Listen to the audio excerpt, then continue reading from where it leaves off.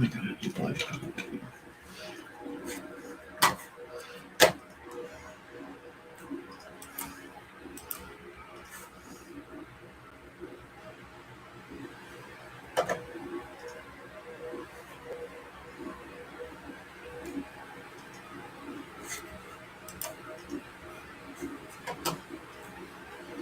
I don't know what the hell's going on.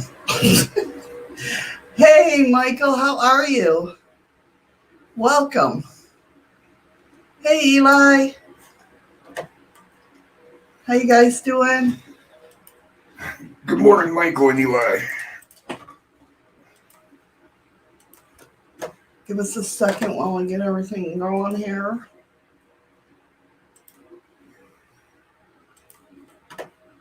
Make it quick. I'm only got less than a minute to do that. I'm trying. To put your magnet in.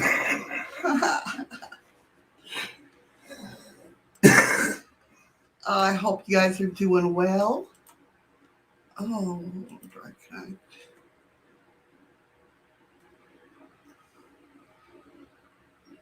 Hey, Sid. Hey, Sid. Hey, Freaky Geek. Hey, Andy. Geek.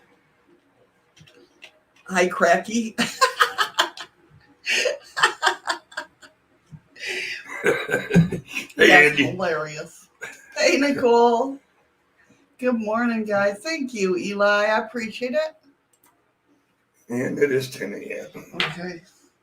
We're putting the magnets in. I think this is day 18. Good morning, Joanne. Good evening, Nicole. Hey, Joanne. Croaky. I know. He is kind of croaky, isn't he? All right, let's get out of that. Let's get out of that. Holy crap.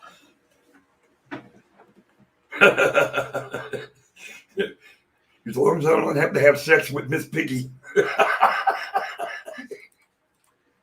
Thank you. Thank you so much for the lemons. Or the ice creams. I'm sorry. My bad. Thank you so much. It didn't pop up on my screen. Mine either. I don't know why. Tidy Labs might be. I'll have to watch this real close. Oh, I gotta sneeze, I think. Lord. Oh. What? Damn, Ron. His sexy nerve is over with.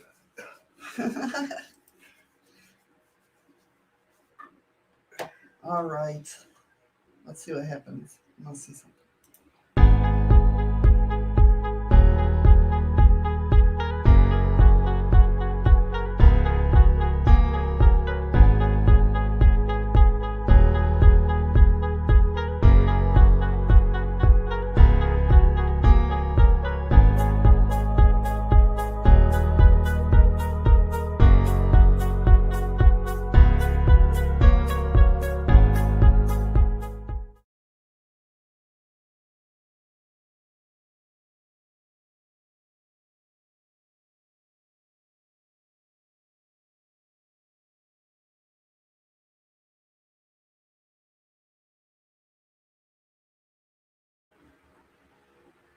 Are we back? We're back. We're back. There's no sound? No, there is now. Oh, there is now? Yeah. Are you sure? I can hear it. Okay. What's up, guys? How you doing? Yeah, I guess you just tried a new intro.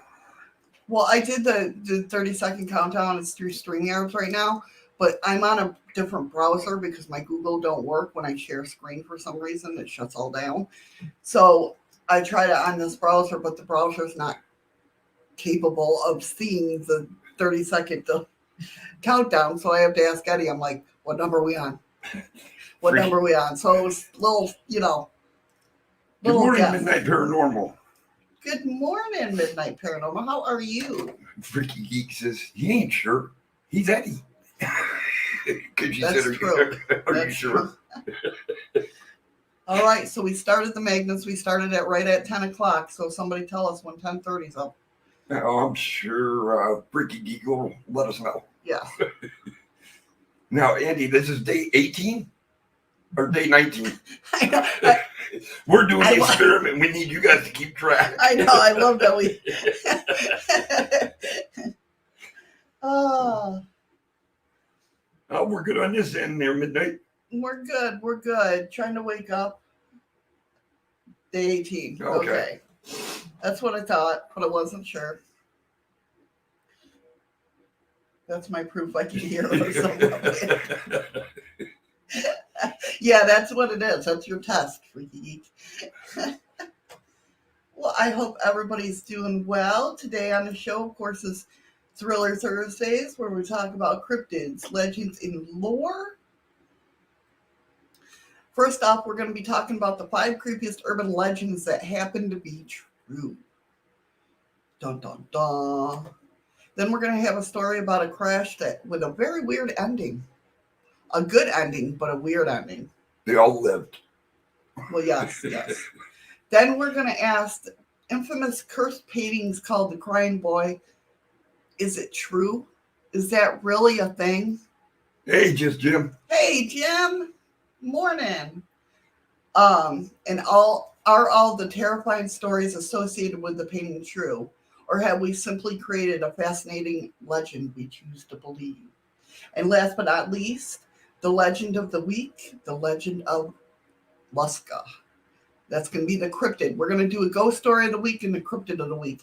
And the first thing that we're going to talk about is the ghost story of the week, which was sent in by Danielle.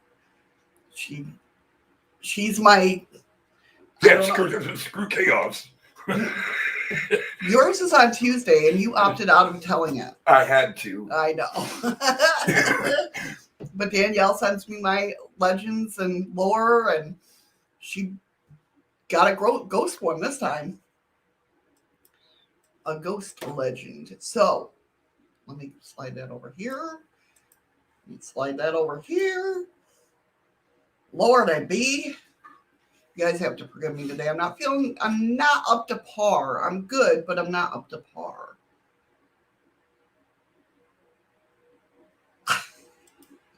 Freaking Andy. So the first, I swear, these guys over here, I swear. If you're listening on the podcast portion, you are missing so much. And we, of course, always invite you to come on over to YouTube, Facebook, Twitch, not Mixer no more, but DLive, and hang out with us 10 a.m. Alaskan time, 2 p.m. Eastern Standard Time, Monday through Friday. Hold on. What time would that be, Belgium? I don't know. Nicole's got to tell me that. Thank you, Jim. Hey, Blue. She's making sure you know. Hey, Blue, welcome. How you doing, Blue? You gave up the booze. No mixer? That's right. No mixer. See, this is... I love her not drinking because my beer lasts longer.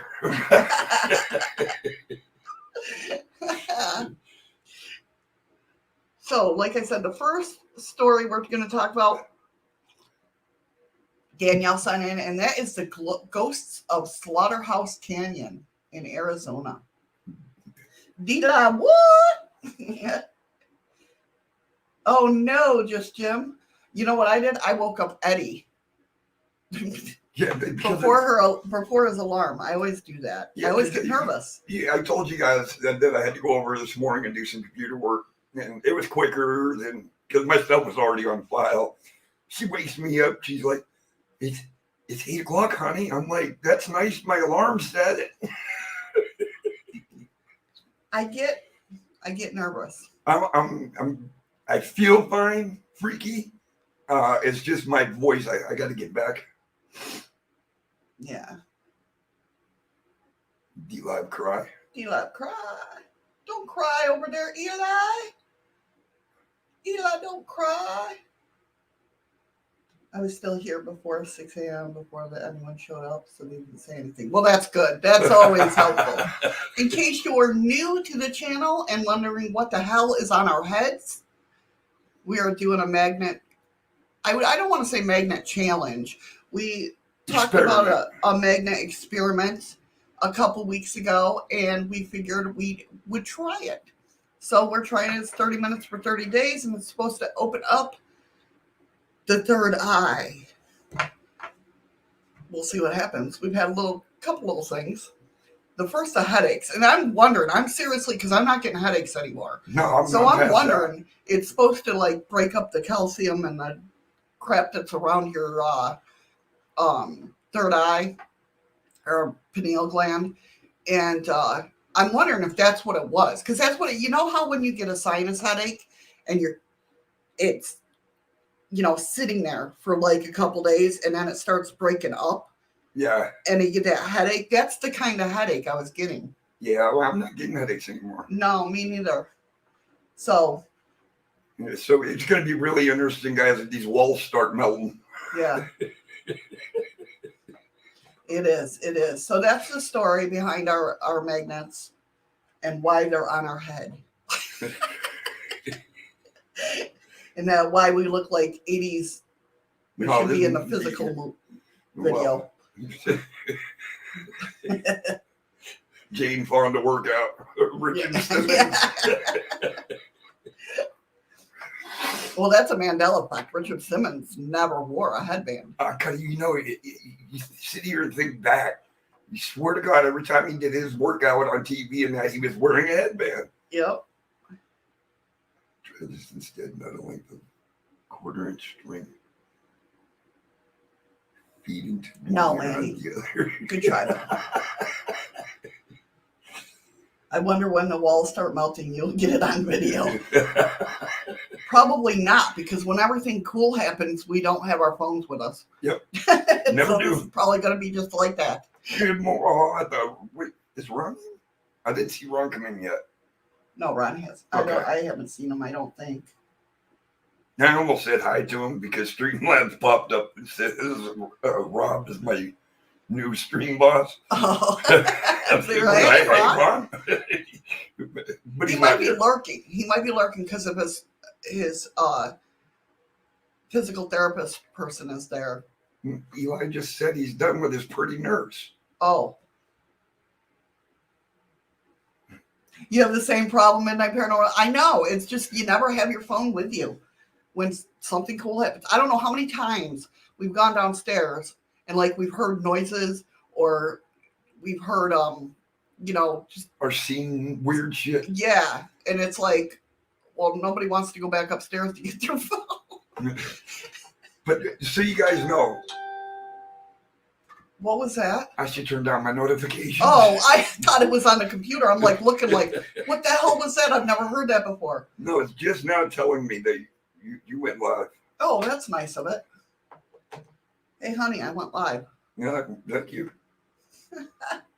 That did. I thought something was wrong with the computers. Damn it. So you guys know, me and Shadows were talking last night, and we're going to be doing a paranormal investigation in our apartment. And right now we just got to get everything charged up so we can let it run throughout the night.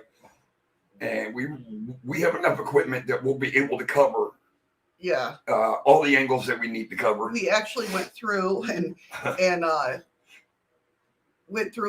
discussed how to angle the I almost said computer.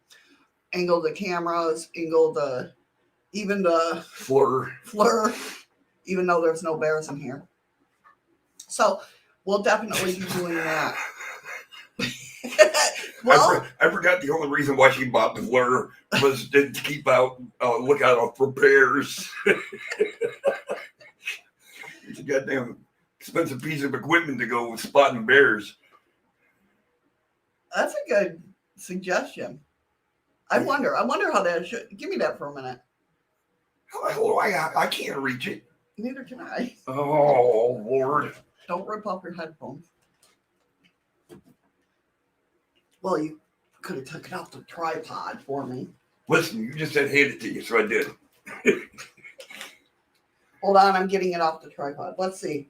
I don't know if this will come through in the Oh crap! Maybe I'm not going to get it off the tripod. Well, Jim, it's late. We're not going to stay up all night. Everything will be running throughout the night. Okay, well, I'm not getting it off the tripod because what did you do? The strap's wrapped around it somehow. I don't know. But we'll do it this way. I'll see if you guys can see it this way.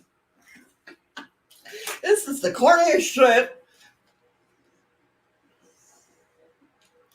Let me get it set to the right setting. Are you serious, Freaky?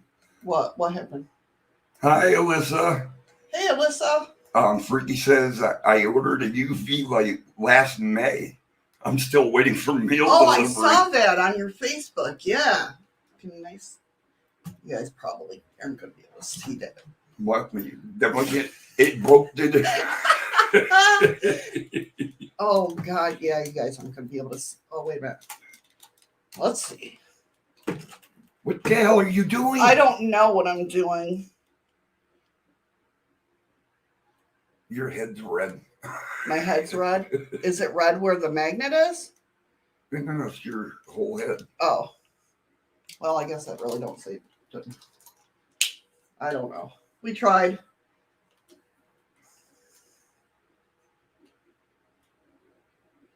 And turn it off. All right. God, that was a lot of work. Even Jim says he ordered a Polder Con. Yes. And he's still waiting for it. Jim, I'm telling you, I guarantee I think I know where you ordered it from.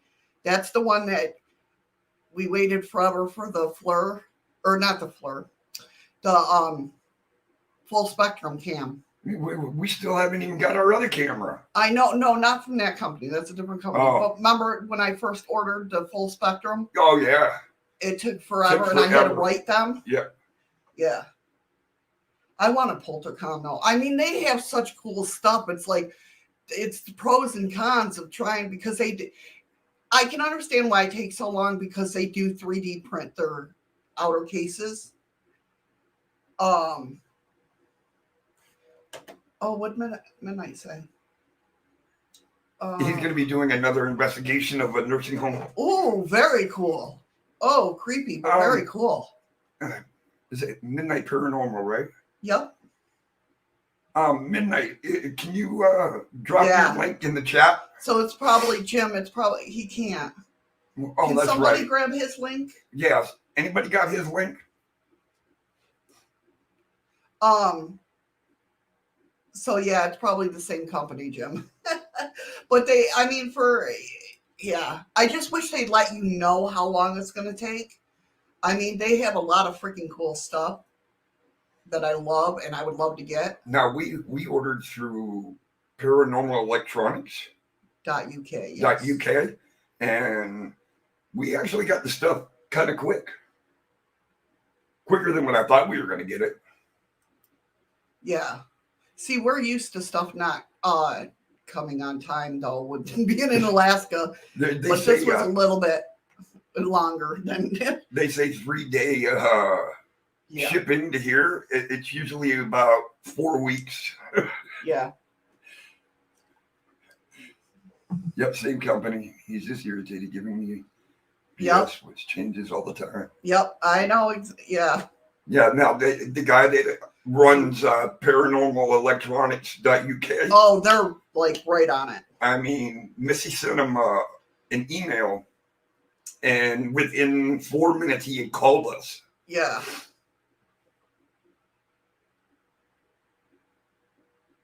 Really, Andy? Wow. That's surprising. Well, I don't know. They've gotten bombarded, though.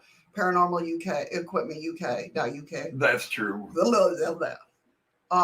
Yeah, matter of fact, he had to move to a bigger facility. Yeah.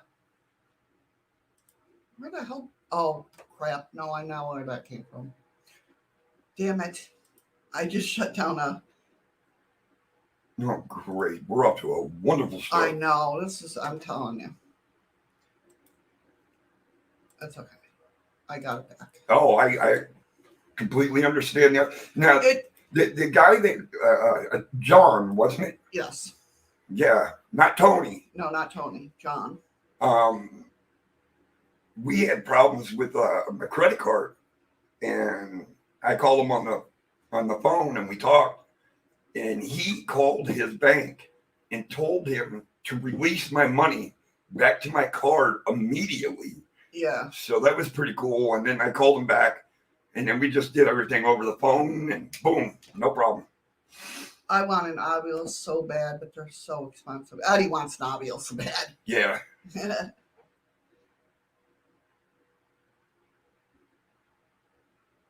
Wow. Apparently, they waiting on deliver from the U. Oh, I know we are slow. Bloody Yanks.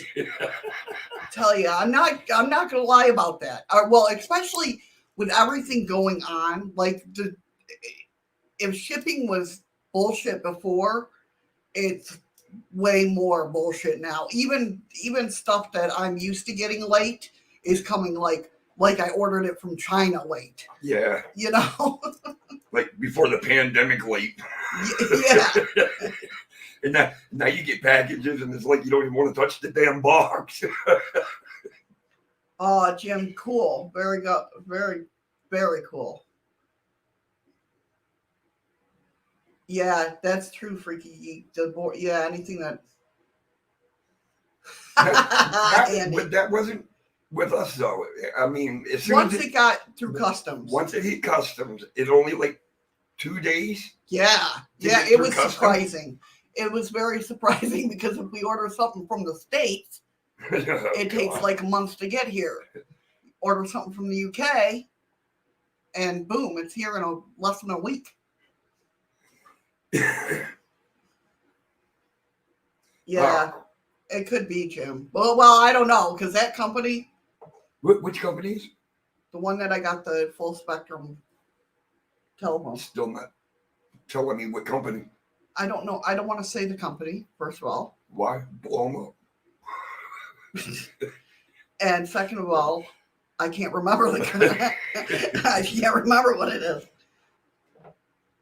But if you're looking for paranormal, we are an affiliate with Ghost Shop. Which the link is down in the description. Yes, we are affiliated with them. We should figure out a way to put a commercial in our stream for them. We're not sponsored.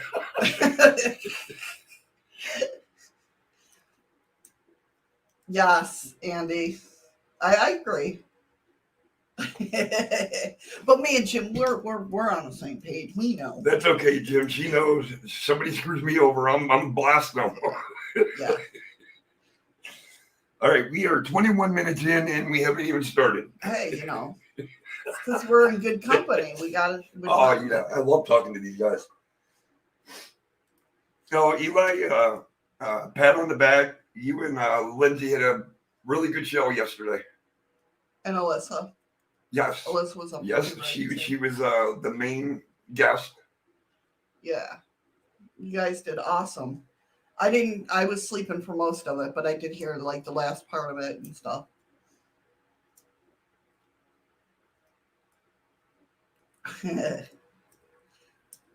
Seafreak, I'm going after them all.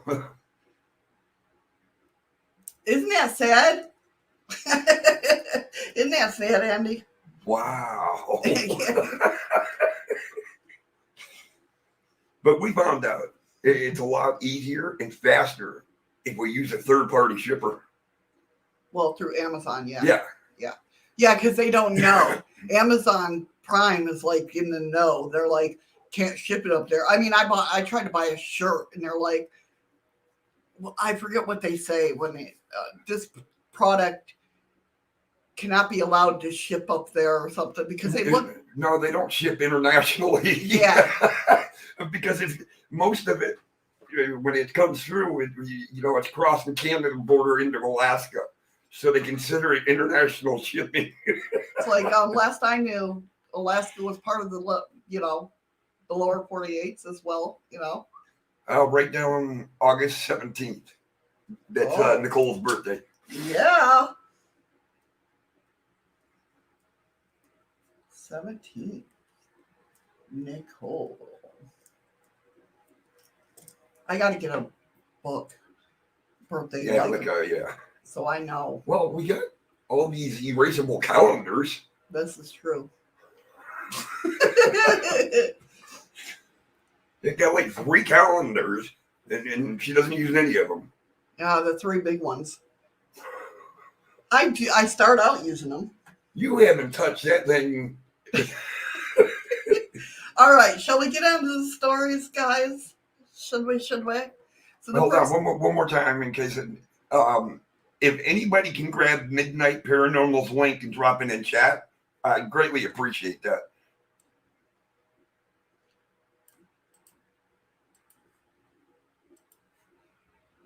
hold on, I'm looking.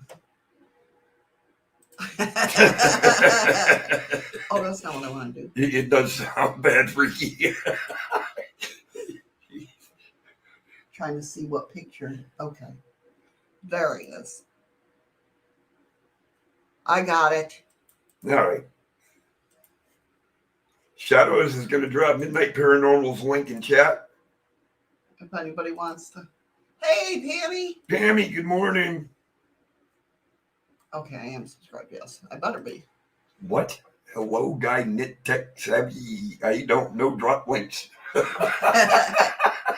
So there you go. You should be able to. All right, let me click on it. Open link in a new tab. And boom. Midnight Paranormal, you just got another subscriber. Hi, Jim. I know. I just figured before he starts, or so he could stop asking, I figured I'd do it. Oh, you're welcome. Not a problem. I just hit that subscribe button to you. All right, so the first story we're going to talk about, like I said, is the ghost of Slaughterhouse Canyon. Danielle sent me this link, and of course, if anybody wants to send me any links to any, whether it be paranormal, UFO, cryptid, you know the routine, whatever we talk about here. Sorry, Eli. Eli's hurting. Oh, I'm sorry. Send it to, thank you, Midnight. Send it on over to Shadows of the Moons with an S at yahoo.com. Or they can send it to chaosawaits12 at gmail.com. At gmail.com. Or any one of our social media contact spots. Yep. And we'll definitely share on the stream. If you had one personally, definitely send us the story of what happened. We will share that. We can have you up on the panel, whatever we're talking about that day. And also, if you send in a story and want to stay anonymous, let me know in the letter, and we'll definitely keep you anonymous. I think what Pammy was trying to say when she came in was, hello, guys, I don't know how to drop links. Yeah, basically. So the ghost of Slaughterhouse Canyon, the gold rush, and this is in Arizona, by the way. The gold rush during the 1800s brought us much sickness, tragedy, and death to fortunate seekers as it did riches. Many gold seekers fell victim to disease, accidental death, and extreme disappointments in return for their sacrifice. The ghost turns from disappointment to darkness and has managed to put Luana's Canyon, more commonly known as Slaughterhouse Canyon, on the map of paranormal travels. Luana's Canyon is situated just southeast of Kingman, Arizona. It was during the 1800s that a family lived in the canyon in a small wood shack. The husband was a dreamer and wanted nothing more than to provide a better life for his wife, Luna, and their children. He would venture off to the mountains in search of gold and food for his family. The only food that the small family had to eat was what the man would bring home from his gold hunting expeditions.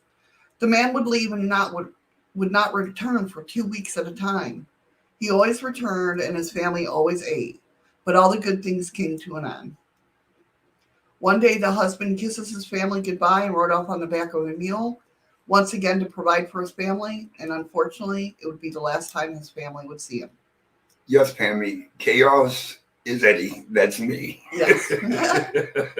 Apparently the man became another victim of the gold rush tragedy. His wife waited for her husband for many days after his expected return and soon realized that something was terribly wrong. The food started to dwindle until there was none left. The mother and her children soon would begin to starve. Without food and without her husband, Luana began to slip into madness. Her children became pale and weak. They were constantly begging for food, but the mother had none to give. Each day that passed pushed the mother closer and closer to the brink of insanity until eventually she snapped. Unable to cope with the reality of watching her children starve to death, she murdered them and then cut them into small pieces. It is also said that she took the time to put on her white wedding gown before the horrific act. When the mother had finished the horrible deed, her white wedding gown and the walls of the tiny wood shack were painted with the blood of the children. The woman then carried what was left of her children down to the edge of the river and tossed them in. She slept in a blood-soaked heap and began to wail loudly for her children. Good morning, Ron. Morning, Ron.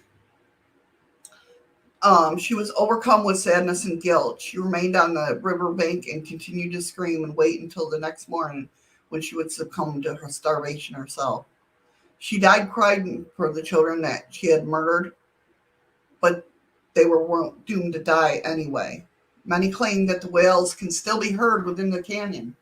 On a quiet night, it is said that anyone brave enough to venture into the canyon can hear the wails and sobs of the heartbroken and psychotic mother.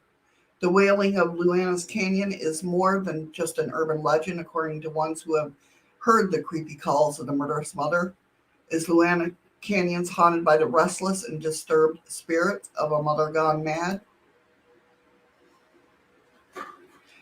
Definitely one for the books to check out. Now, did it say any...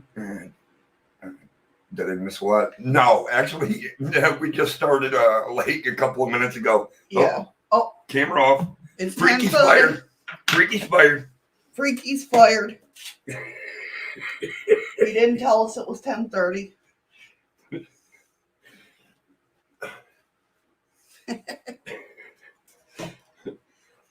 See how you are, Freaky? Now, he wanted us to stay in it. He wanted to see the walls melt today. Through our eyes. Yeah. It didn't say where in that story how old the kids were, right? No, but I'm thinking that they were quite young. Yeah, because Freaky brought up a good point. He asked the question when you're reading. He says, "What the dad didn't teach the kids how to hunt?" I'm thinking that they were quite young. Well, that's probably why Mom was able to kill them. I'm sure if they were teenagers or whatnot. Yeah. And you got that red spot on right where the magnet sits. You guys see it? Apparently, every time I have a red spot, I don't put the thing on tight. I don't know. So the 5 creepiest urban legends that happen to be true. You ready? Yeah, I'm just trying to kind of figure out how an urban legend is true. Oh. The dead body under your freaking mattress. The legend. A couple... Oh, wait, I gotta turn my camera back on. Oh, see? A couple checks into a hotel. This is the legend part. But the couple checks into a hotel and have put up with a foul odor in their room all night. They call the staff to complain, and somebody figures out the stench is coming from the bed. Now, there's no way that scenario is going to have a good ending. You're almost hoping at that point it'll turn out the last guest just got drunk and pooped behind the headboard. But no, the staff takes off the mattress and discovers the couple have been sleeping over the rotting body of a dead girl who had been stuffed in the box spring. Oh, stuffed in. I was going to say, how could you not feel a lump like that underneath your mattress? Oh, I'm glad you're enjoying it, Midnight. Yeah, Midnight saying he's enjoying the Oh, stream. good. I'm glad. Thank you. I had explained what he was doing to the physical therapist. He's Asian. He said his country, they are working with magnets. Oh, because of the yeah. That's pretty cool. That's pretty cool. So the truth is this actually happened in Las Vegas, also Kansas City, Missouri, Atlantic City, New Jersey, and several times in Florida and California. Holy crap. And well, let's just say that in or under the bed in a hotel room seems to be a fairly popular destination for the recently deceased. They're all prostitutes. It makes sense if you think about it. The closet and under the bed are the 2 most popular places to hide just about anything. So it's not surprising a hell lot of corpses end up there as well. No, that is a lot of, that is surprising. And he says my check bounced, so he's not enjoying this stream. Oh, I'm sorry. I don't even have a checking account. In fact, the odds are pretty good that at least once a guy has killed a prostitute, tried to stuff her under the bed, only to find out there was already a body there. Wow. The strangest part isn't that the bodies wind up in such terrible places. Killers often aren't the type to plan ahead. No, the strange thing is almost every story people will sleep part of, or in many cases the entire night, on top of the corpse before reporting it. That's the strangest. Most people know we will claim plain if they detect someone might have smoked a cigarette in the room for 4 months, or in the room 4 months ago. Not these people. They sleep inches above an oozing, heaping, rotting human flesh, rather than inconvenience the hotel manager by asking for a new room. Well, where are these people? Because of the fact that people complain all the time. Pam, you read a story like that where a kid killed his neighbor and stuffed it under a waterbed mattress. Yeah, see? Or at least we hope sleeping is all they did on that bed. Oh man, can you imagine dying and then the first thing that happens is some middle-aged couple starts porking over you? Ew. Hopefully they got at least a free continental breakfast out of the ordeal. Not the dead guy. I know who you're talking about. You look at me like... Well, you better give me more than a freaking continental breakfast. You know what? That's housekeepers that are getting fired. Yeah, right? But then now, he must have been... I wonder if they were drugged or something. Because obviously there's no blood anywhere. Right. Probably strangled. Probably. Most likely. Ron said we might have a new sub. Oh, cool. His doctor. Very cool. Yeah, I know, right? That's gross, Andy. Yeah, exactly, Jim. Now there's a tip for any serial killer. Hide them in the box springs, right? That's just, I don't know. Now, I've heard this one before, the funhouse mummy. A prop at a carnival was discovered not to made of a usual combination of paper mache and carny spit, but human skin and bones. All the little kitties at the haunted house had been poking and giggling at a real mummified dead body. The truth is apparently the smell wasn't coming from the convict manning the corn dog station. Back in 1970, this is funny. Back in 1976, a camera crew filming an episode of the $6 Million Man. Yeah, he's only worth $6 back then. Began to set up the haunted house in New Pike Amusement Park in Long Beach, California. Welcome, Planet Norca. Hey, Planet Norca, how are you? Welcome. As they were moving aside a hanging man prop, they accidentally knocked off its arm and discovered a human bone inside. Meow Gamer, thank you for the follow. Sorry, didn't mean to yell, guys. Ron, that was wrong on so many levels. So as they were moving this hanging man, they discovered human bones. Well, bionic, this poor sap wasn't. The story gets stranger. The body was actually that of a criminal mastermind, Elmer McCurdy, who was killed in a shootout after robbing a train in 1911. The princely sum old Elmer got killed for $46 and a jug of whiskey. McCurdy was embalmed by the local undertaker, and apparently the guy was so darn pleased with his work that he propped up the corpse in the funeral home as evidence of his skills. People were charged 5 cents to see the corpse, which they paid by dropping a nickel in the cadaver's mouth. Ew. Remember? Ew. Then how does he I don't want to know. Remember that little bit of history the next time someone turns their nose up at you for liking Hostel 2. Think if it can't get any stranger? Oh, you're a fool. After several years of ranking in the nickels, however, exactly, see, they thought of it too. However, exactly how these coins were retrieved after being dropped in the corpse's mouth is something probably best left for the imagination. Our enterprising Undertaker scheme was ruined by McCurdy's brothers when McCurdy's brothers showed up to claim him. Of course, these guys weren't his brothers at all, but wily carnival promoters. From that point on, McCurdy's mummy went on a morbid mystery tour all around America, popping up at carnivals all over the country before finally coming to rest in Long Beach, California. McCurdy is now buried in Oklahoma because McCurdy apparently had the most entertaining corpse in history. They prevented anyone else from taking him on tour by dumping concrete on top of the casket. Well, because he is the most famous carnival attraction, we're just going to bury him in Oklahoma. Yep. Right? Andy, I hear you. Yeah, like Freaky said, though, back then, $46 was a lot of money. Yeah, definitely. Definitely. Eli's over there mooning people. Ron already mooned. Oh, of course, Ron. That's what Ron does.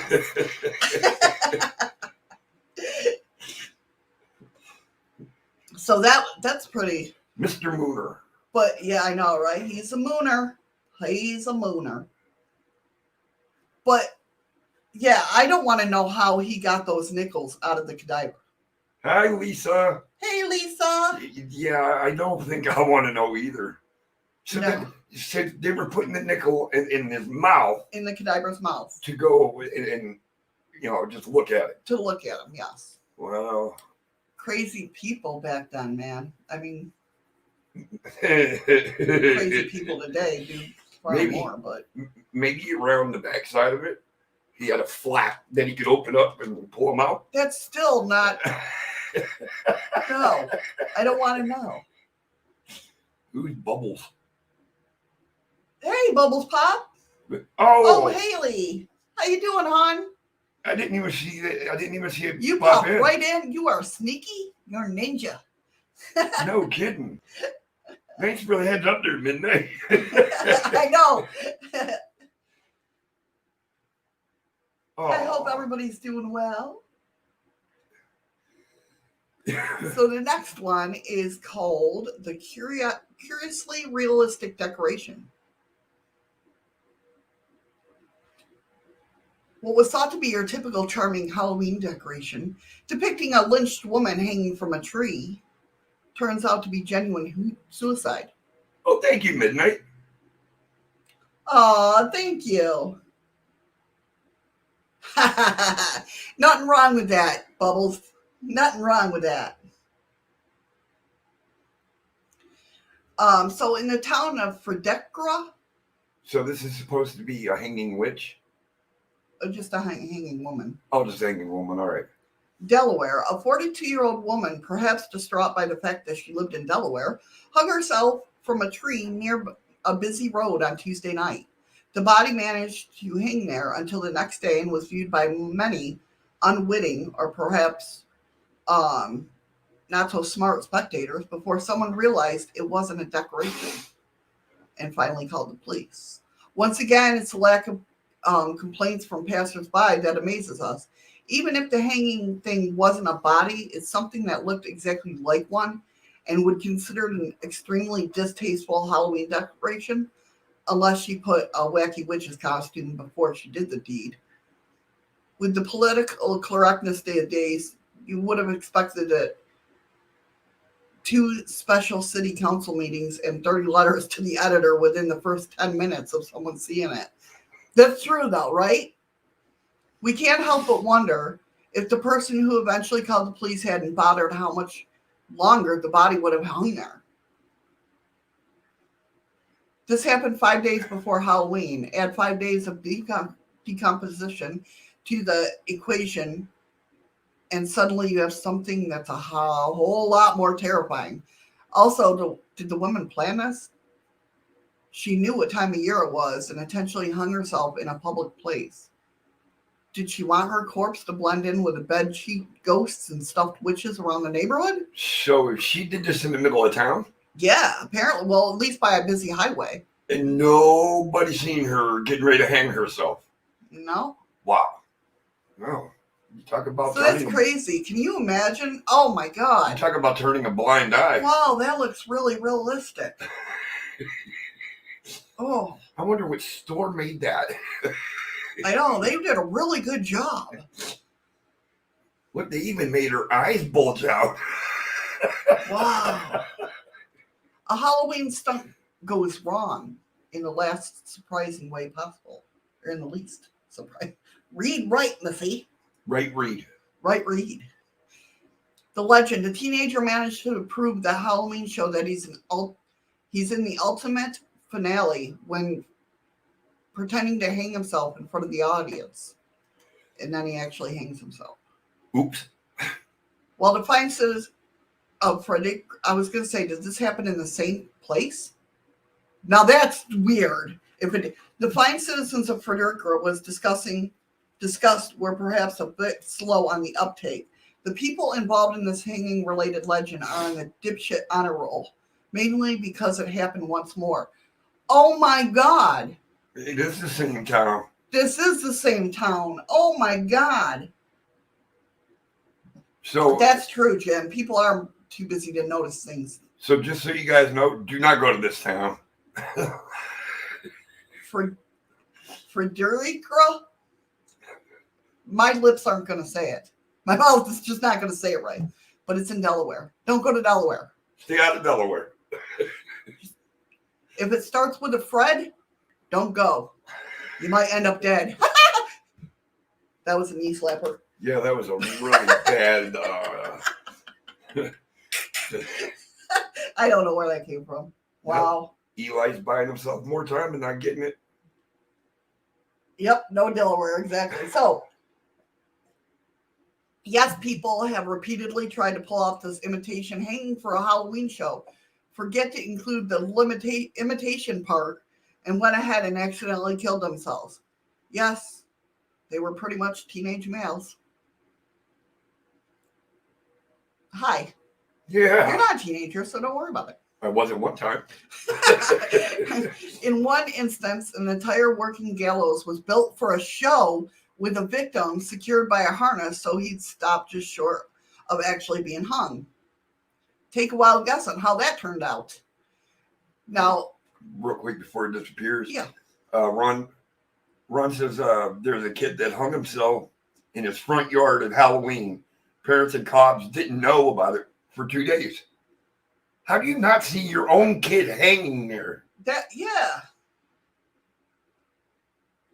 Well, that's why midnight, because everybody keeps hanging themselves.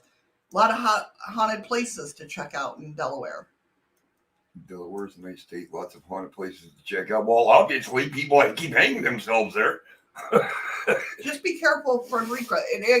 Be extremely careful if somebody says, hey, want to participate in this show? Andy says, Delaware, I can't afford Tupperware.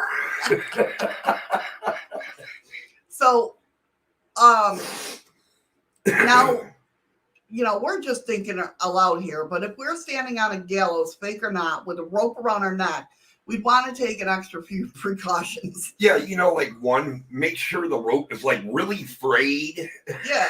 So if you do happen to fall, your body weight will snap that last bit of rope. Yeah, for example, and again, just blue skying, maybe don't use real rope that is tied into a real noose that is wrapped around your real neck in a way that could really kill you.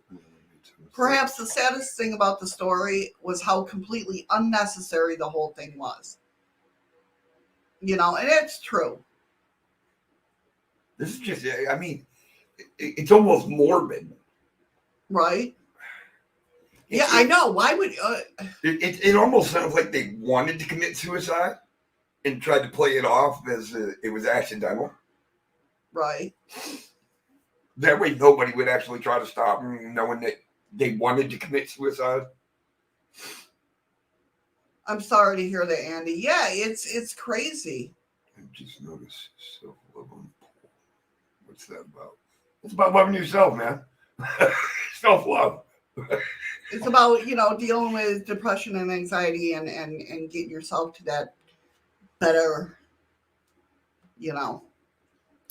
Midnight says, I do life coaching, so, Midnight says he can't afford to pay attention. Right? I hear that. I'm the same way. No, especially since this unemployment stopped, I'm pretty screwed.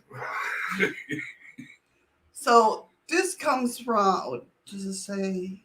No, don't. Oh, Nicole says that the son of my niece hung himself last year, and she found him. Damn, yeah, that's not good. I'm sorry to hear that, Nicole. Absolutely. Yeah, exactly, Ron. Not what you're thinking, freaky geek. Um, so I guess somebody is committed to his or her eternal rest in place, even though they aren't quite ready to take their final dirt nap. Scratch marks are later found on the coffin lid, along with other desperate signs of escape. So this not only happened, but back in the day, it happened with alarm and regular. Of course, that's why they made the bell. In the late 19th century, William Tubb tried to compile all the instances of premature burial from medical sources of the day. He managed to collect 219 cases of near premature burial, 149 cases of actual premature burial, and a dozen cases where dissection or embalming had begun on a not yet deceased body. Oh, oh. Now, this may seem ridiculous, but keep in mind that this is an era before doctors such as the esteemed Dr. Gregory House gained his ability to solve any ailment within 42 minutes. If you went to the doctor with the flu in those days, he'd likely cover you in leeches and prescribe you heroin to suppress your cough. Their only method for determining a person has died was to lean over their face and scream, "Wake up!" over and over again. You didn't react, they buried you. That just, wow. Unfortunately, safety coffins aren't in vogue anymore. So if you are in the cemetery and hear a muffled voice calling out, "Okay, guys, joke's over, let me out," it might be a good idea to inform someone with a shovel quickly. Of course, the last sentence was merely fictitious. There's no way something like this could still happen today. Hi, Paranormal Circle. Hey, Paranormal Circle. I know. Wake up! Did you read what Andy wrote? His legs just exploded. No, stop. Start up. Oh.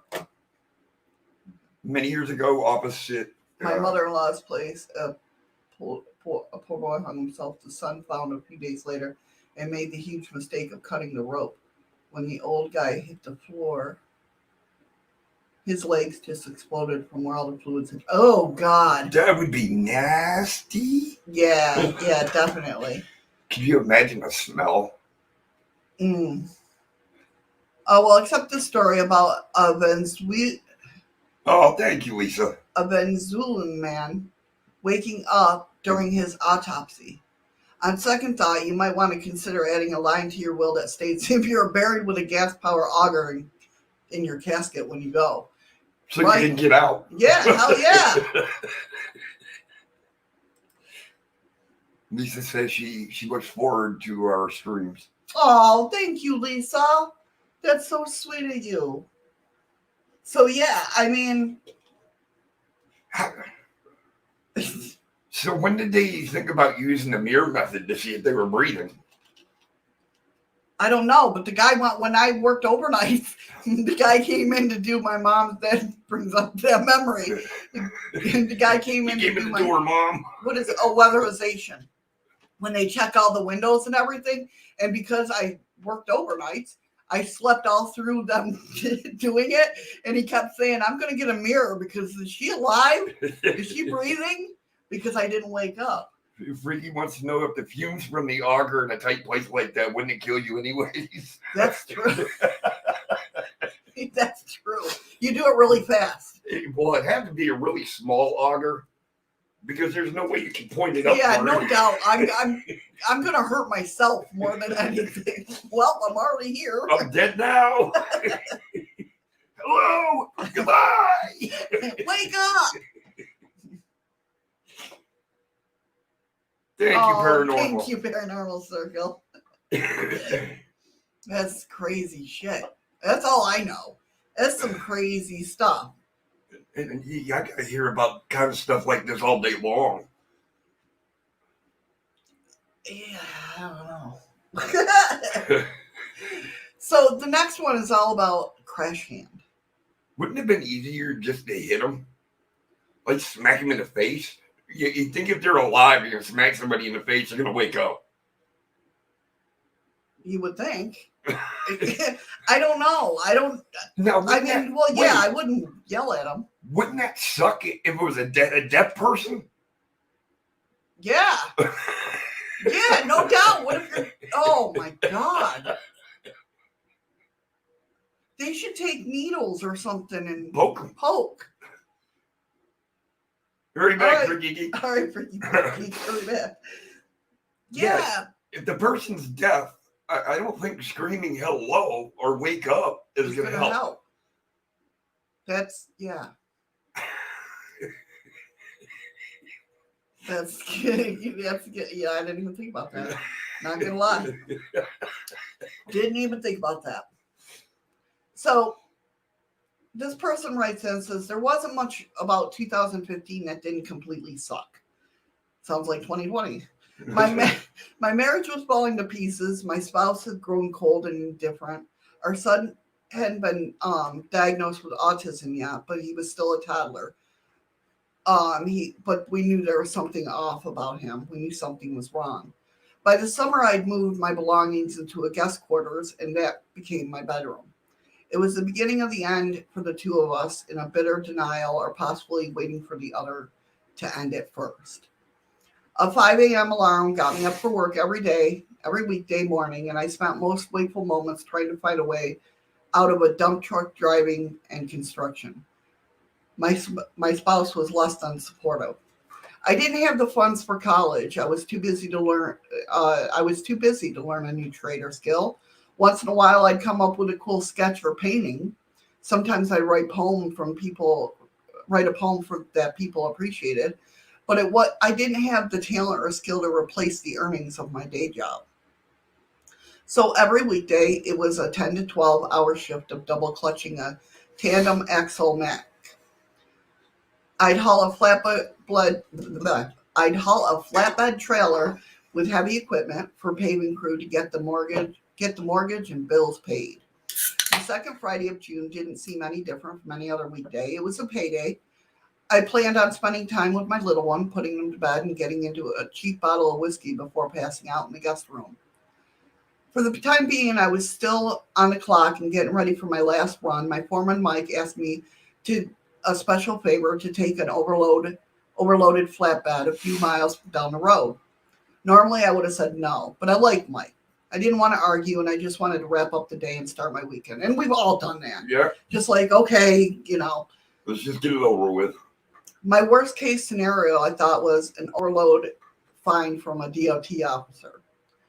The crew loaded a paver, a skid steer, a roller onto a flatbed trailer designed to hold 2/3 of the combined weight of all that equipment. Everything was already chained down. I told the guys I'd see them in the yard after I hooked up the trailer. I eased off the clutch and into first gear. I could feel the Mack truck struggle to pull the overloaded flatbed trailer. I got to my first traffic light. That's why you buy a Peterbilt. Huh? That's why you buy a Peterbilt, not a Mack. I got to my first traffic light without demolishing the dump truck stopped ahead of me, only because I began to downshift and brake well ahead of time. I realized my seatbelt was off and I tried to put it on, but it wouldn't budge. The light turned green, the sky opened up, and torrential downpours pissed all over everything in sight. That damn green light. I know, it did it all. I started driving, but kept the rig 10 miles per hour below the posted speed limit, convinced that would keep me safe. Thank you for the follow, MW3 Pro Player ×2. Thank you so much for the follow. Yes, thank you. I started driving, but kept the rig 10 miles. It would keep him safe. I passed a quarry on my left. That was the fast version. That's right, and began my descent down a steep grade on the top of my stop. I got part of the way down the ominous hill, and the traffic was stopped ahead in the distance. I gently applied the brakes, but the truck's tires started skidding off the wet road. The trailer began to jackknife over the double yellow lines into oncoming motorists. I eased off the brakes, regaining control of the trailer, and reapplied them. The same thing happened. All the while, I'm still moving towards stopped traffic, going 30 miles an hour downhill with a combined vehicle weight easily exceeding 60,000 pounds. The old country, where did it go? Okay, the old country road had one lane, like scrolled way up on me. The old country road lane had headed downhill, one lane headed uphill. My shoulder, no shoulder or nothing but trees on either side. As a last ditch effort, I pulled the parking brake and started stabbing at the brake pedal. Crashing a commercial truck is almost always fatal for the drivers. Not having a working seatbelt really wasn't helping my odds.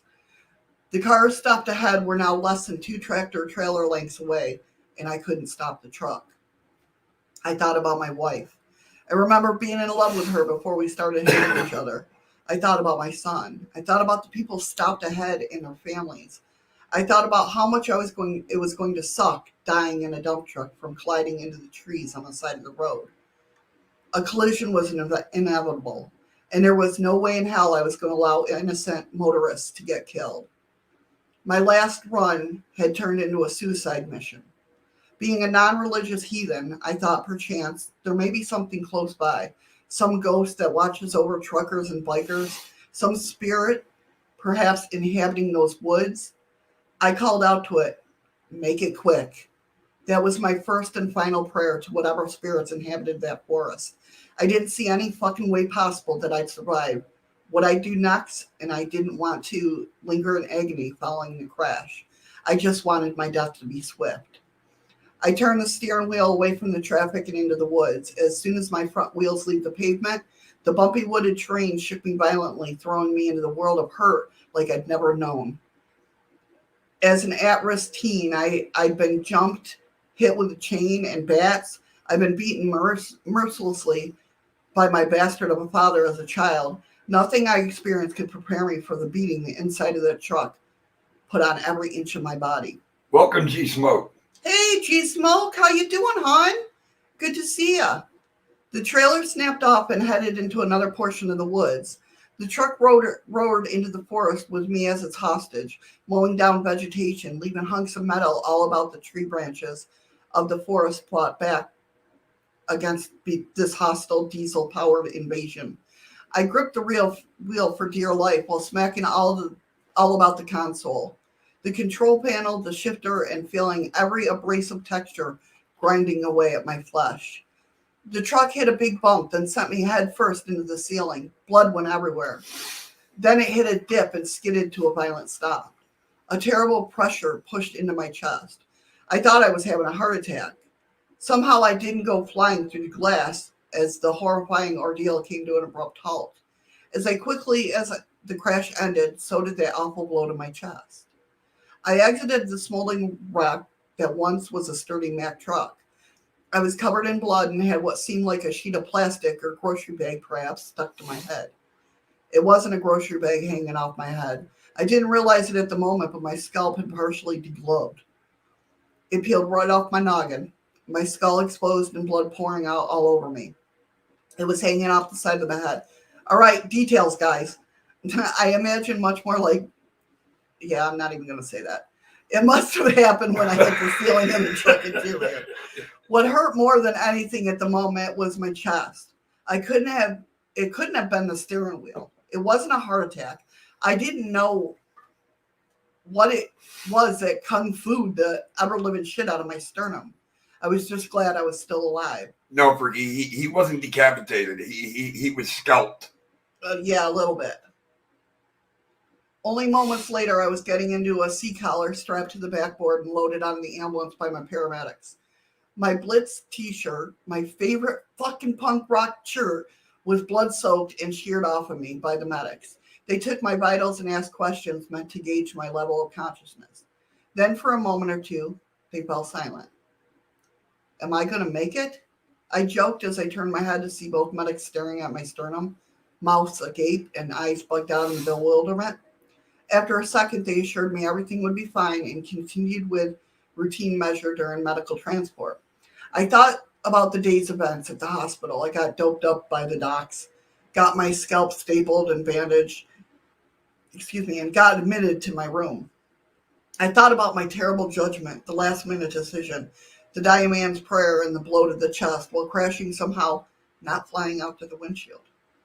I thought about it all in my hospital room. I stood bare-chested before a mirror, gazing at my bruises. Across my chest, spanning about 12 inches in length, was a deep purple mark in the shape of a giant, ghostly hand. I was going to say a handprint. That gave me chills. I don't know about you guys, but that freaking gave me chills. Well, he said, if you're gonna do it Make do it swift. fast. Yeah, make it swift. And he did. He reached up and held him in place. Yeah. I mean, that's crazy. Well, what show was that? Because when a spirit scratches you, Mm-hmm. it takes a little bit, and all of a sudden you're like, "Did something scratch me?" It's starting to burn. Right. And what happened with him? He was instantaneous. He said, "Holy shit!" Yeah. And they were wide. Like the welt. I've never. It's called. I forgot which one I was watching, but The Haunted. It's with Prozac, Stephen Shippey.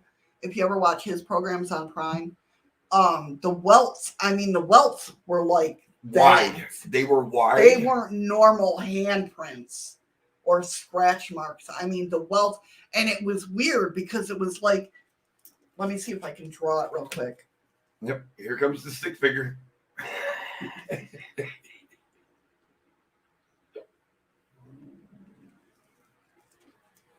Like the marks. Can you see that? No, Okay. can't see that. I can't see it. Hold on. They look like hooks. Yeah, it was weird. It was really weird.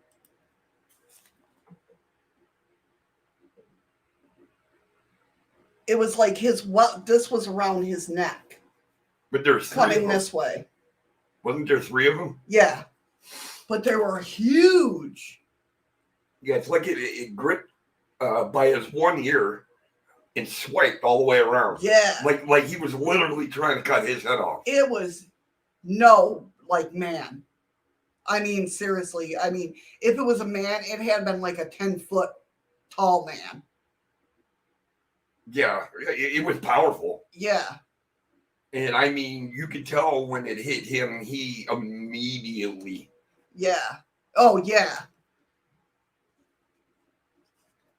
But they were long enough, deep enough, and wide enough. It looked like it was trying to literally rip his head off. Right. Now, do you guys know about the crying boy? I'm sure Andy might. Being over there in the UK there. You're not a damn Yank. Yeah. Yeah, no. Even bigger than Clyde. Yeah. Right turn, Clyde. He didn't say right turn. Yeah. Nobody said right turn. So there's different versions of the crying boy, right? Eli's crying. Don't cry, Eli. Do you curse people? That's what the crying boy painting does. Yeah, exactly, Andy. I know there's a lot of them. There's different, versions of it or whatnot. Get out of that. Wrong one. Okay. So, if you don't know what the crying boy painting is, the Curse of the Crying Boy painting first came to light in 1985. English tabloid The Sun ran an article about the Rotherham? Did I say it right? Did I say it right? Rotherham house fire caused by a frying pan. Is that like a frying pan? See, this is where I turn to Andy because when anything comes out of the UK or you know what I mean. Hey, you learn something new every day, and I love it. Despite the entire downstairs of the home being burned, the couple's print of the crying boy remained untouched. As long as it's not Rottingham. That's true.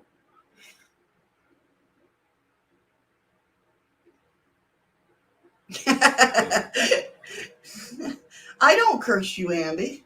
I don't Oh, either. maybe. Have I cursed him? I don't curse them, but I cuss at them. That's what I was thinking.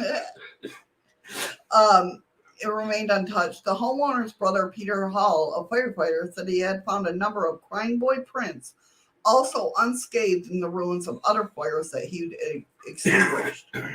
This sparked a firestorm of Me Too stories, all claiming that they have suffered disastrous fires since purchasing the painting, leaving the crying boy unharmed. Yeah, I thought so, Andy, but I wasn't sure. The Crying Boy was actually one of a series of Kitsy's mass-produced art that was popular among the working-class communities of England. The paintings were signed by G. Braglin, a pseudonym used by a Spanish painter named Bruno Amido, also known as Franchot Seville. Other Crying Boy paintings created by the Scottish artist Anna Zinkerson around the same time were also considered cursed. The cursed was gender neutral. Some of the paintings featured girls crying. All right, here are. I have to share my screen. Duh. It's just one of them duh moments. Yeah, I have a lot of those. They all know.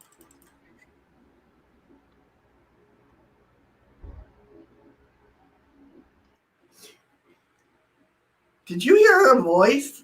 That's Bobby and Bruce. Shut up. Oh my God.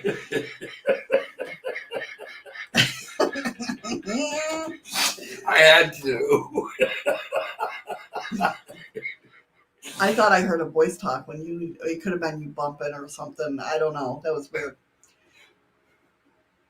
I can't believe you just said that. A series of mysterious house fires broke across England.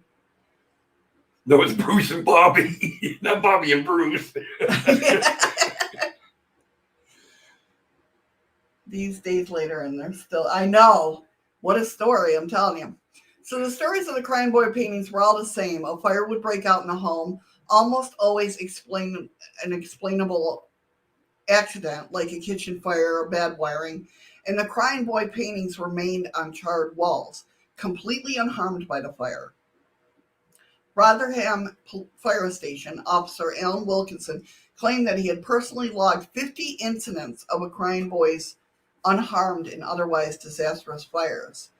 Though Wilkinson didn't believe that there was anything supernatural about these occurrences, his wife thought that the paintings were saved by the tears of the child. Eventually, the stories of the fire morphed into general feelings of evil, like paintings moving or on its own or causing injuries. Some girls said of placing a crying girl painting beside the crying boy would negate the evil. That was a whole lot of crying in that. I know, right? According to unsubstantiated story by writer Tom Slemon, a Bregolian claimed the subject was an orphan street urchin he met in Madrid. A priest recognized the boy as Don Bonello, who watched his parents burn in a house fire. The priest recommended that the artist stay away from the child, as everywhere he went, mysterious fires seemed to follow. Bregolian allegedly adopted the boy, but when the mysterious fire destroyed Bregolian's studio, the boy was accused of arson and he ran away. 7 years later, a car exploded in an accident. The driver burned beyond recognition. His driver's license found in the glove compartment read Don Bonello. The guy that adopted him? Or no, that was the child. Oh, the child. Yeah. I thought that was Bobby. Shut up. The son was happy to keep the panic alive. It sold more papers. When the hysteria started to die down, the son offered to destroy the paintings, suggested that it will end the curse. The Sun offices were soon filled, floor to ceiling, with crying boy paintings.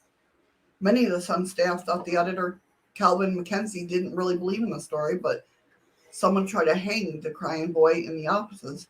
Mackenzie turned white and demanded that the painting be removed, citing it as bad luck.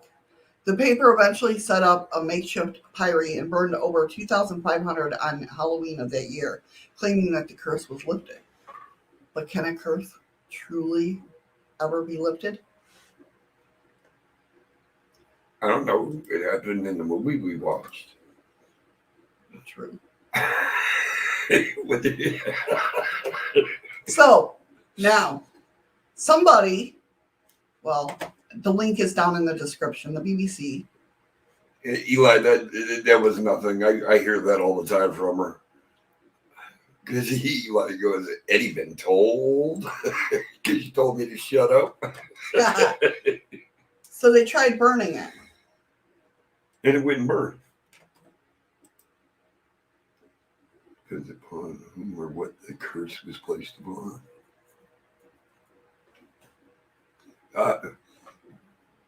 That's true, Freaky Geek. It's only on the internet. It's got to be real. That's right. It's on social media. It's true. That is weird that the picture won't catch fire. But right there, that looks like it could be. Oh, I'm hitting all kinds of wrong buttons.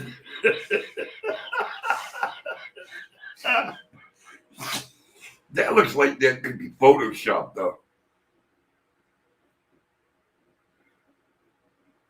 Oh.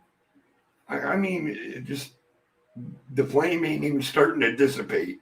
What is it on a piece of coal? Well, the frame's starting to burn by the looks of it. Yeah, it's starting to burn a little bit.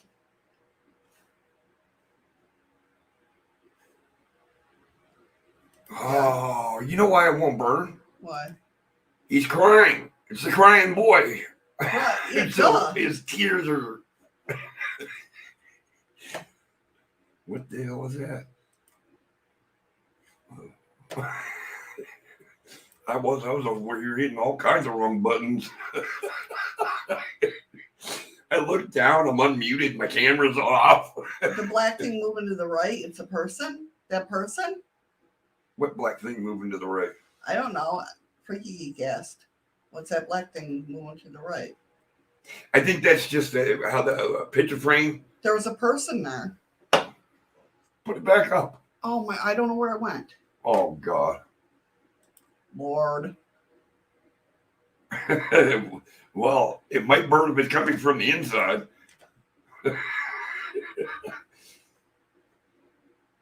Is it? Are you looking on the picture frame itself, Ricky, or is it past the picture? Hold on, let me share everything again. When you watch the picture burn. That's why if it's on the picture frame, it's turning black. Yeah.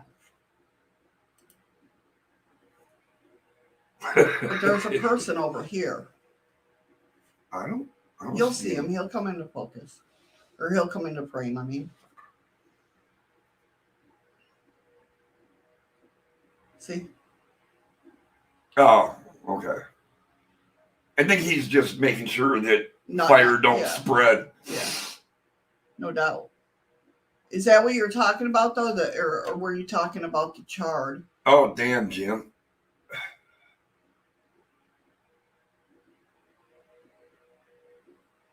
No, it's actually a body that stepped into frame right there. Yeah, he's right there again, too. Yeah. I think he's just there to make sure that the fire doesn't get out of hand. Yeah. Is that what I can't see chat right now? I'm pretty, because he says, okay, he was not sure if it was a body or a curtain. Oh, okay. Okay.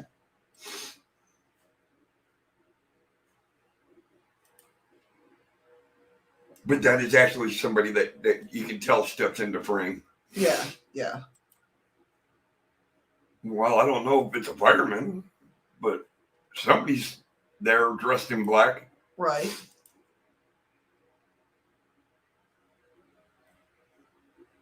Oh, no. Jim. Wow, you just having a hell of a morning. See, he was 30 minutes late for work. He didn't have breakfast. He didn't grab a lunch. He ain't got no Pepsi. Quit, Jim. Go home.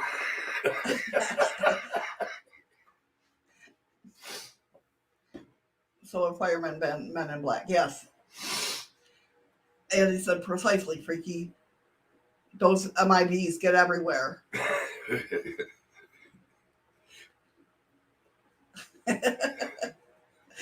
All right, so the last portion of the show, we're talking about the Lusca. What? Because Kirk was here this morning. And I don't know if he's still lurking, because him and Joanne were both in the room. Yeah. I wanted to ask him why he bought 3 contact cards. Hi, Cassie. Hey, Cassie. He's very scared of these cards, guys. Well, you should be too. You don't even know what's on them. I don't. Has it even come up? No, I don't see it. It hasn't come up. What? The the poll thing? Yeah. No, not the poll. The cards. I've never seen anything about the cards. I just keep seeing about the poll. Okay, hold on. I'm only going to do this once, so be ready, guys. Oh, Kirk is lurking because he just felt like it.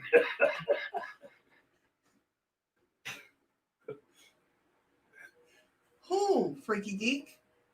What? Wait a minute. Oh, cards.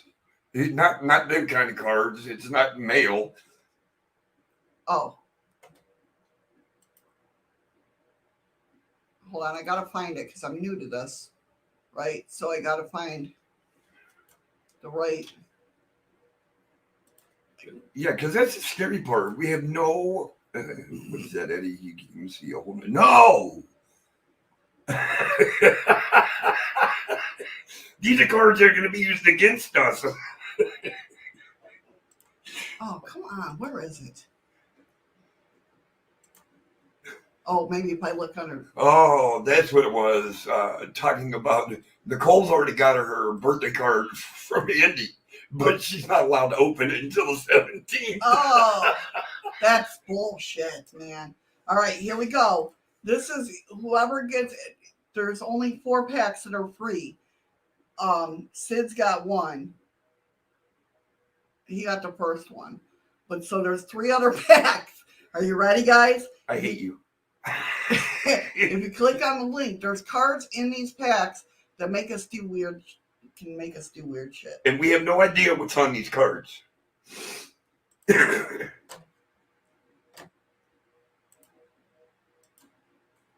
Oh, it did go over on D-Live. Okay, cool. You got to click the link. Yeah, well, it just popped up on my.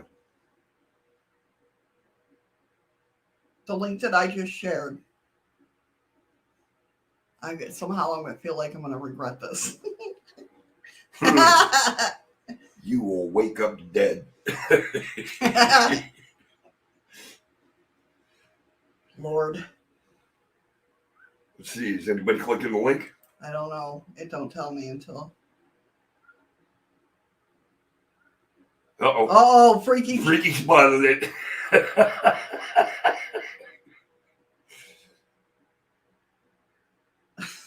Just Jim. There you go. Okay. So talking about, now that we got that scary moment out of the way, talking about the cryptozoologist cryptid legend of the week, I guess. Oh, right, Lisa's birthday now. Oh. August 19th.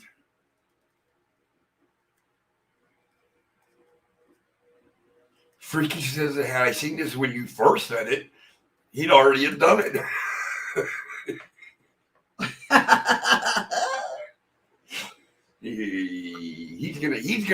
He's gonna be the one that gets the most wildest cards to make us do stuff. And he's gonna love every friggin' minute of it. Oh my God. All right. You ready? No. So the legend of the week is all about the Lusca, the blue hole mysteries in the Bahamas. So the Lusca, let me see, do I have a picture of it? I should. Is the cross between, like, well, I wouldn't say it's the cross between, it's just variations of the stories. It's like a shark with an octopus. That would only be in the Alaska Triangle. No, it's in the Bahamas. Damn it. And you know the deep blue holes? Yeah. They think it lives in there. What the hell is that? Ah! Joanne got one. Oh, God.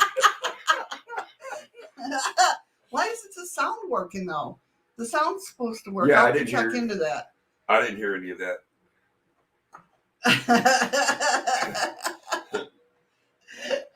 Oh, damn it. Some of them are random gifts. Some of them are, What's that? What did that just English speaking room only. I had something about you for dinner. Oh, no. We got to eat some funky shit for dinner? Who put that up there? I don't know. I can see in a minute. I don't even know where to go to freaking look. Okay. I had no idea what the hell it said. Pammy. Sorry, room service came working food. What I miss? Oh, Ron had Ron's got them. Ron's got cards now too. So, Ron, you had a rare card, which is a secret voice. Apparently, there's just a secret voice, and it's secret because I don't know what the hell it said. We don't.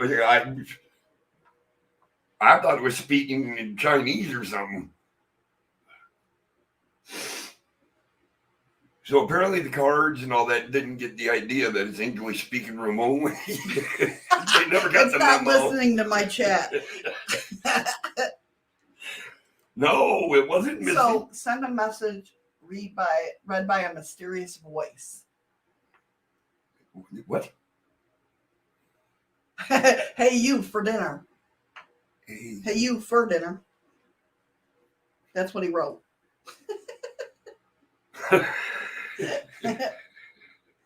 Apparently, that was a different language. It definitely was. That's what you said in a different language. That was definitely a mysterious voice.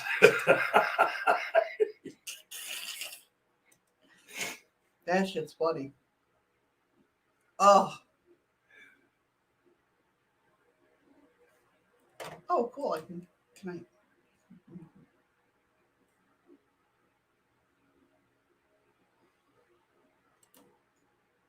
What are you Oh, I can give cards back. I didn't know that. No, you don't give them back. What the hell are you doing?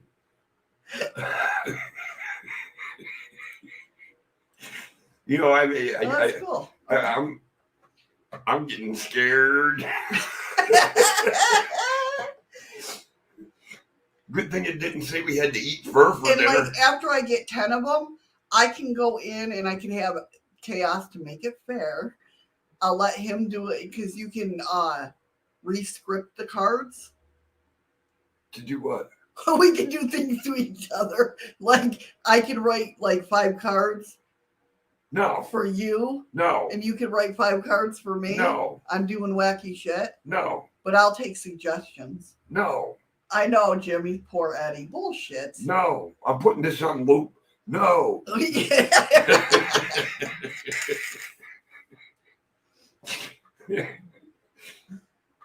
Damn, she hates me. She almost spit her coffee all over the computer.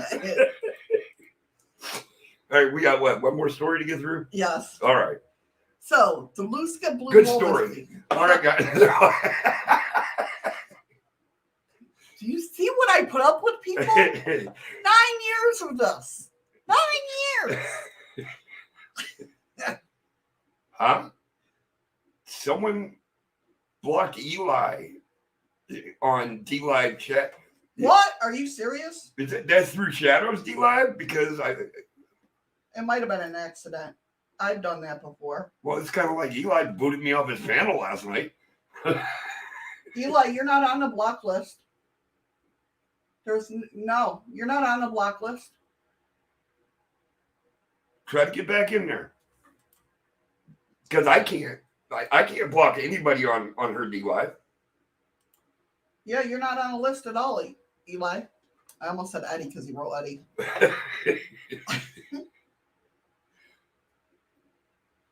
It just like wasn't me. I haven't been on DLive all day. Yeah, you're not on the list. Yeah, I don't know how to maneuver through DLive, so Unless you have some funky name on here, and it's not Eli. Oh, okay, there he goes. He got it. okay. He got it.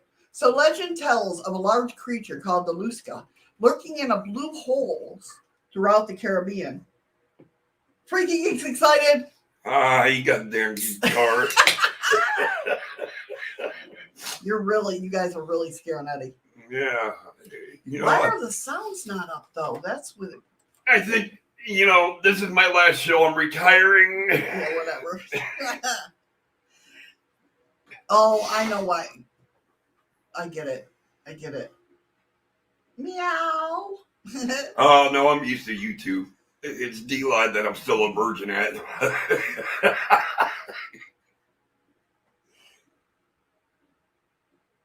Get a random card, never seen the thing. It said that you were excited. Yep. We saw it. It showed the big pussy cat. Going, ah! That's my rendition of it. Did you like it? Okay, so this is a cross between a shark and an octopus. Yes, it's lurking in the blue holes throughout the Caribbean. Bluetooth. Are basically vertical caves or underwater sinkholes and are common around the islands of the Bahamas. On average, they're 100 to 120 meters deep with a large circular opening. The water in the opening of the oceanic blue holes appear cobalt blue. Imagine that. My favorite color in the world, in contrast to the surrounding seawater. The color of the water in the blue holes is due to the light waves, coming in and see, how it works. So it's being quickly absorbed by the water, and the only blue light is transmitted all the way to the bottom and reflected back by the sand. That's pretty cool. Some inland blue holes are darker in color and even muddy looking due to rotting vegetation in the holes. And the island of the Andros, the Bahamas, has over 170 inland blue holes and 50 oceanic blue holes. That's a lot of holes. That's a lot of holes. Why is it called the Bahamas? It should be called Swiss cheese. Right? The color of the water, Andros is a large island in the Bahamas. The western side of the island is surrounded by the shallow waters of the Grand Bahamas Bank. On the eastern side, a large fringing reef runs along the shoreline where the water depths drop to about 35 meters, after which it drops off to a staggering depth of 1.8 kilometer into what is called the tongue of the ocean. More sightings of Lusca have occurred in the oceanic blue holes around Andros more than anywhere else in the Caribbean. Perhaps there is some connect between the blue holes and the deep waters of the tongue of the ocean. Lusca has been described, here you go, ready? As being 23 meters in length or larger. He don't know 23 meters. What does that mean? Well, no, yeah. Oh, okay. It's 969. It's about 70 feet, between 70 and 75 feet. Holy crap. Remember, there's it's 3.25 feet in every meter. Okay. Some reports have indicated it may reach over 60 meters. See, look. Yeah. What Andy put? Yep. In length, but all these are likely gross over-exaggerations and are disputed according to some scientists. Witnesses have described as being a multi-headed animal or shark-octopus cross.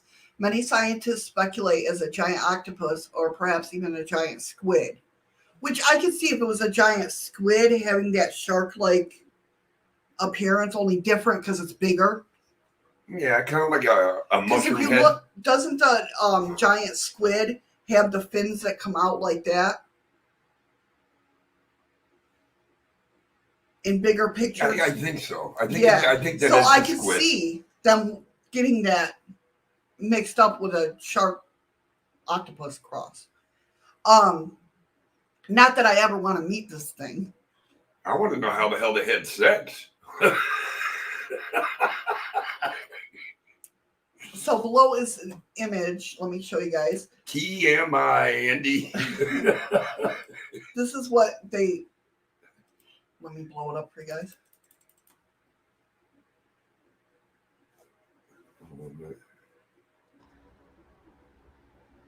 That looks fake as hell.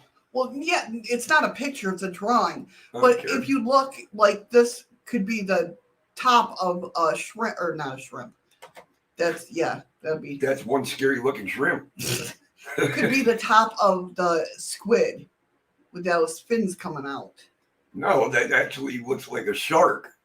I know, that's what they're saying. It's a mix between a shark and an octopus.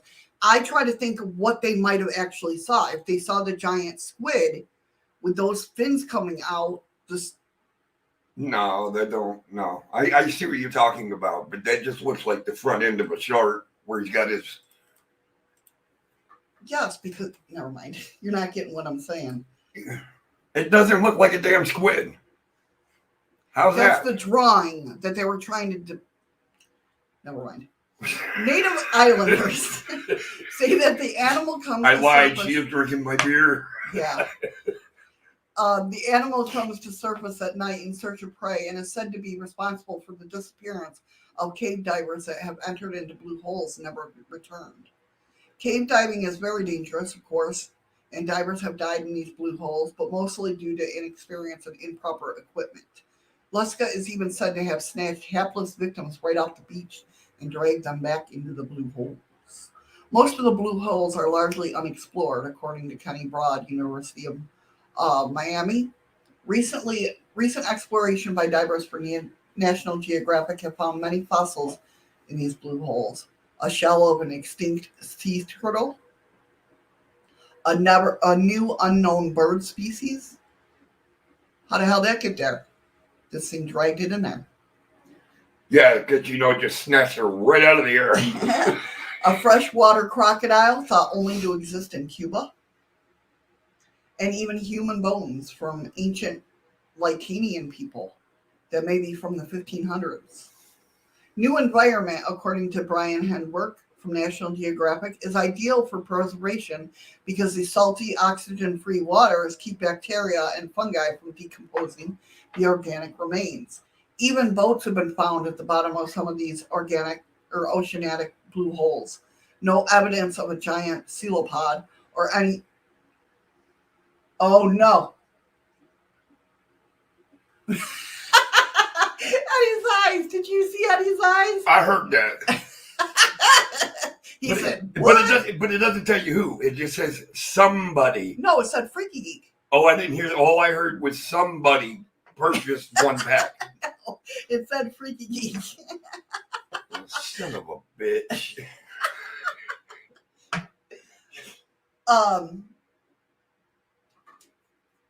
Yeah, exactly, Andy. You never freaking know.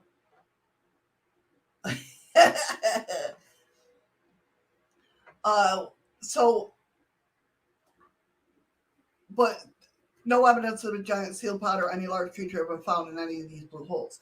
Witnesses describe a large swirling motion or water bubbling underneath prior to an attack, and then the creature sucks down its hapless victims. Blue holes have steep walls that run down and open up to elaborate tunnels and caverns, which connects them to each other. That's how Nessie gets around. I'm telling you. That's how Nessie gets from over in Scotland to over to Ireland to UK. Gets to the what is our lakes? The Great Lakes. The Great Lakes. That's how Nessie gets to our Great Lakes. That's why we have Chappie, the Lake Champlain monster.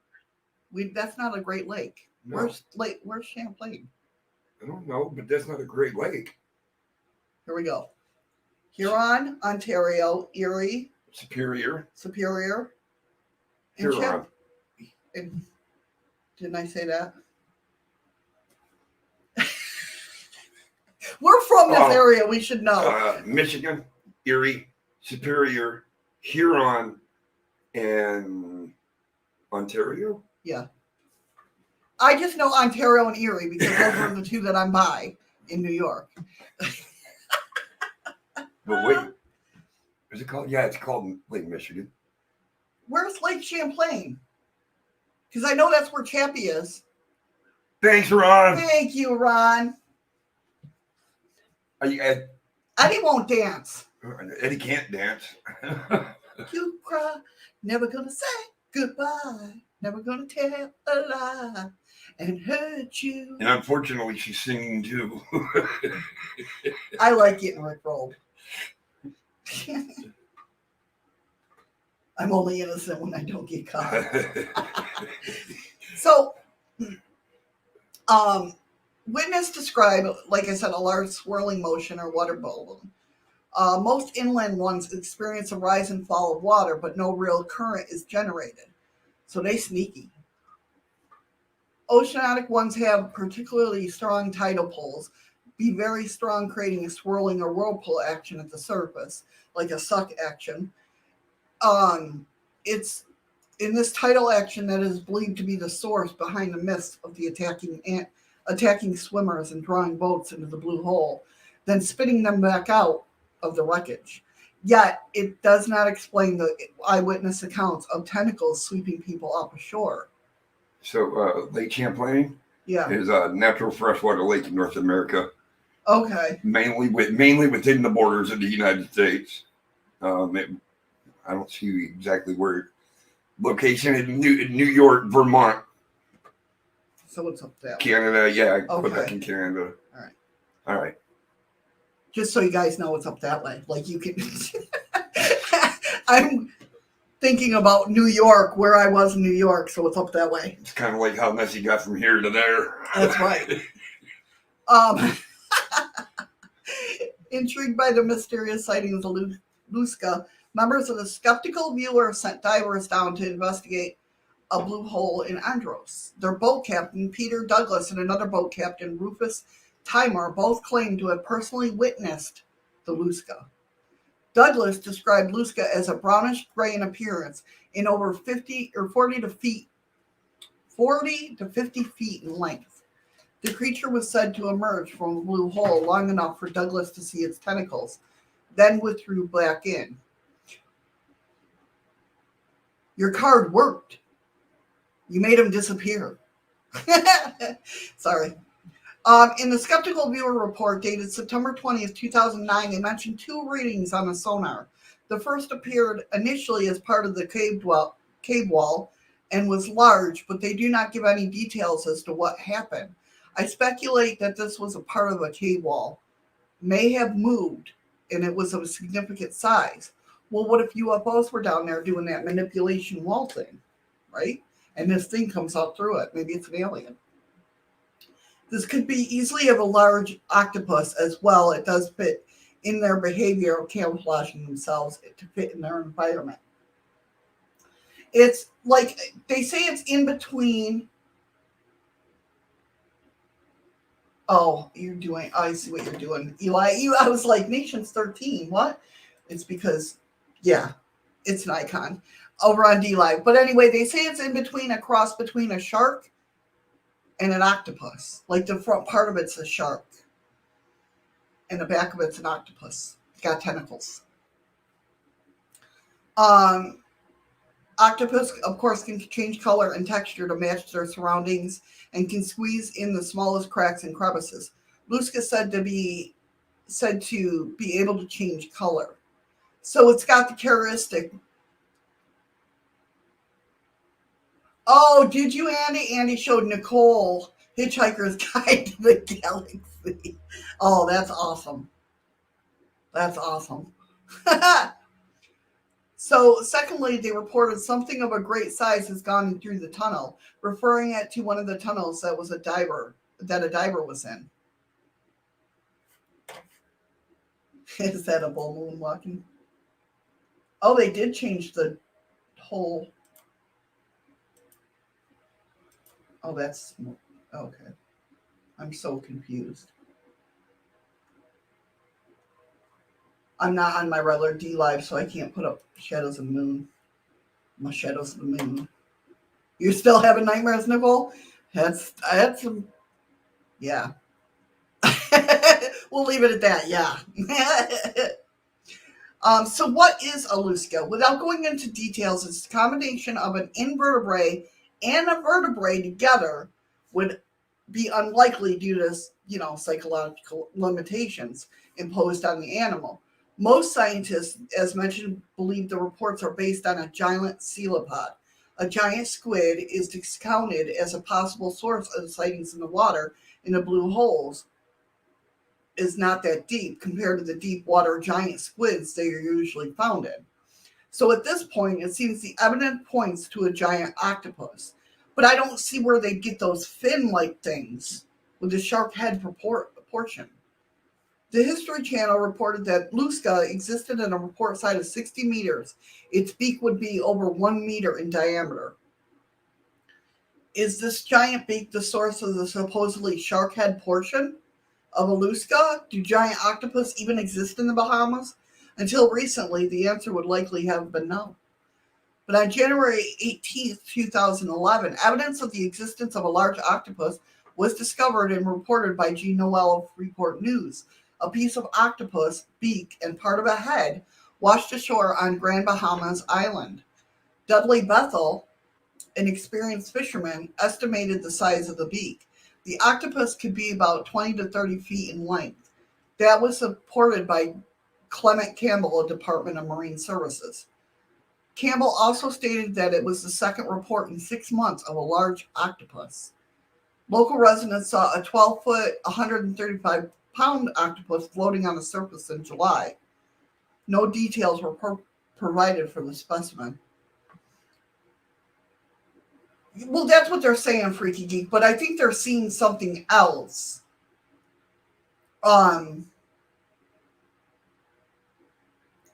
Yeah, right, Andy?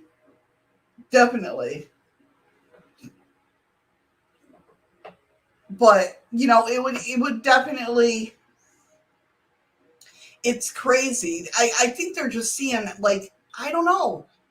But they're saying it's not deep enough for a large squid. It could be an octopus, but not a squid. It's crazy. So the evidence available seems to indicate that the large octopus is the sort of the Lusca sightings, but no one has seen one in a blue hole. Although this does not mean that they don't exist, of course. With underwater, you never know. It's unlikely that the octopuses are breeding in blue holes, given an exotic environment at the bottom of these blue holes due to the anaerobic bacteria and slow water exchanges in these holes. Female octopus tend to their eggs and ensure adequate water circulation over the eggs. This maternal behavior would likely increase the chance of someone discovering a female tending to her eggs. The strong tidal currents in some holes would also not make a very ideal area for those eggs. So in conclusion, they say the mounting evidence seems to suggest that the Lusca is indeed a giant octopus that somehow escaped detection until recently. Of course, the connection between Lusca and a giant octopus is still speculation until more evidence surfaces about these octopuses, and of course, their connection to the blue holes. Now, they had, when was this?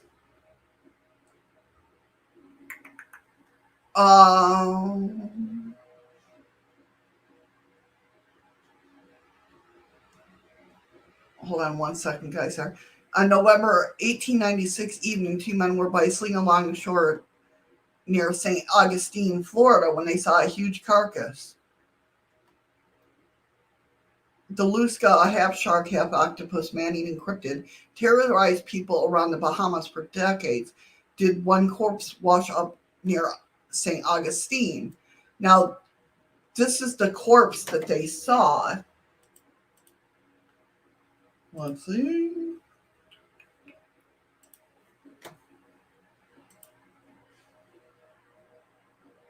Maybe if I can figure out what the hell I'm doing. That's the corpse.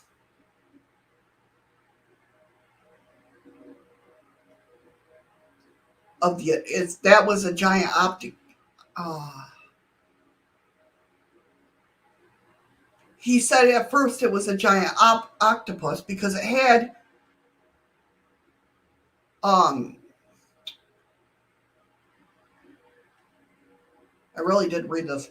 It had octopus-like tentacles.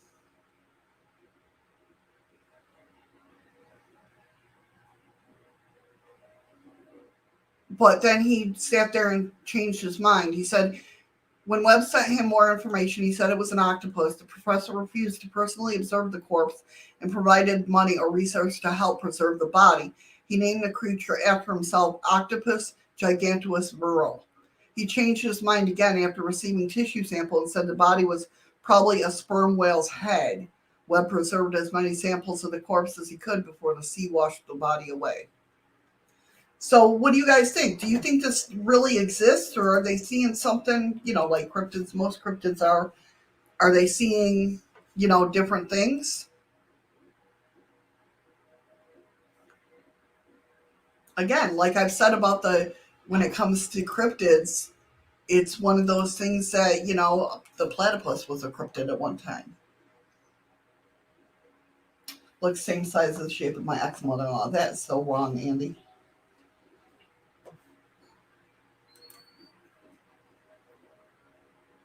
From what I understand, cephalopods don't live very long. For instance, the cuttlefish only gets about 3 years old before they go tentacles up. Right? Yes, they do exist, Andy. Giant squids do exist.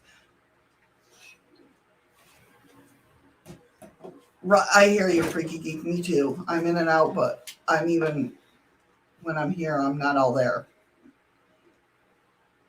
That I agree, Lisa. There's many different creatures, especially down in the bottom of the ocean.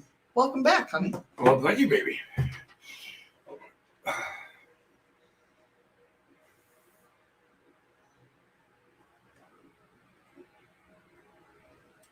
Yeah, I definitely agree that there is just a lot of things that we haven't seen down in the deep ocean. Probably. Yeah.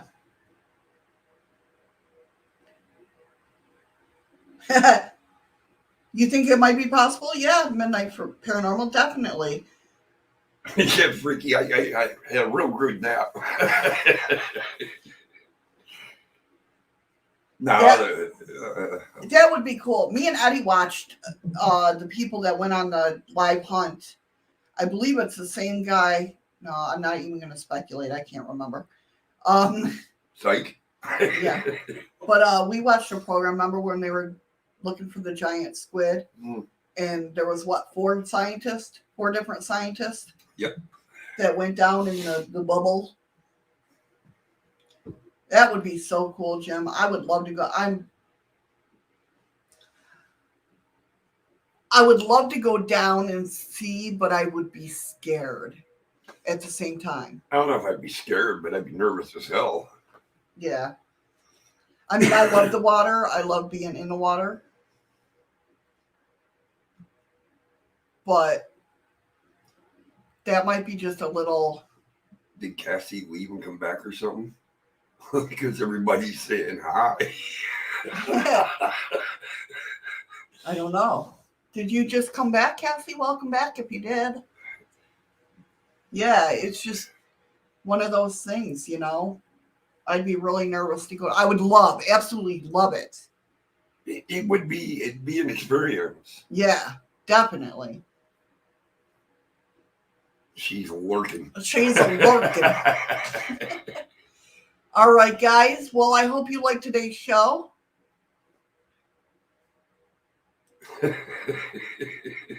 You know where to go. Not straight to hell. Don't listen to Eddie. Damn it.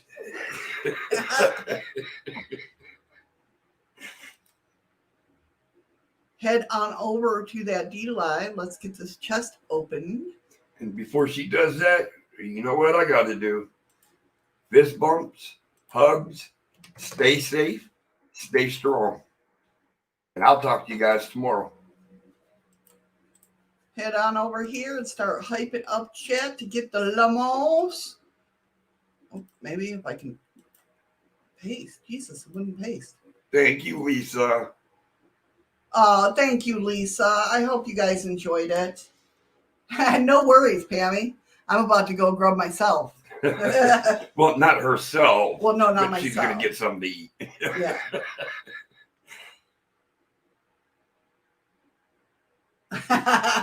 No, he would have came back and just said, I had to poop. I didn't poop. I pee. All right, Freaky Geek. You have a great weekend as well if we don't see you tomorrow. Absolutely, Freaky Geek. But now remember, Shadow's last show for the week is tomorrow. And then I go live Saturday and Sunday. Same time. Same time. Not the same bat channel. Though. No, it's not the same bat channel. No. But it's the same time. Thank you, Midnight. Thank you, Midnight. That means a lot. I'm glad. I'm happy when you guys like the stories that I pick or the, information. I love it. I always get nervous. Yeah. Yes, he is, Midnight. Yes, he is. You are so right in that statement. That's not even funny. That is funny. I think Pammy's having chicken. In, I don't know. Is that a beer?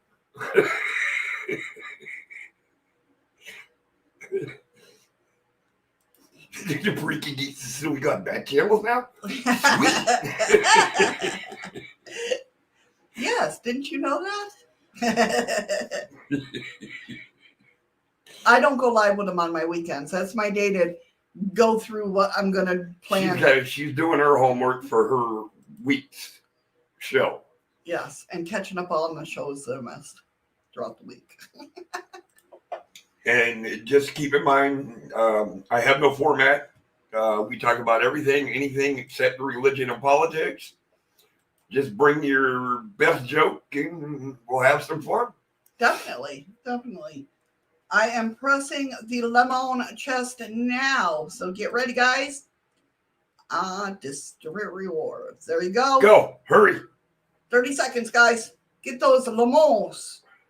Thank you, everybody, for being here. You guys are the best crew a show could have. Absolutely. I love every single one of them. I mean, Definitely. they're amazing. Definitely. I love you guys. I hope you all have a great day or rest of the day. For the rest of the evening. Got it now to see if I'm at the bottom of the list. Well, we got 2 seconds, 1 second.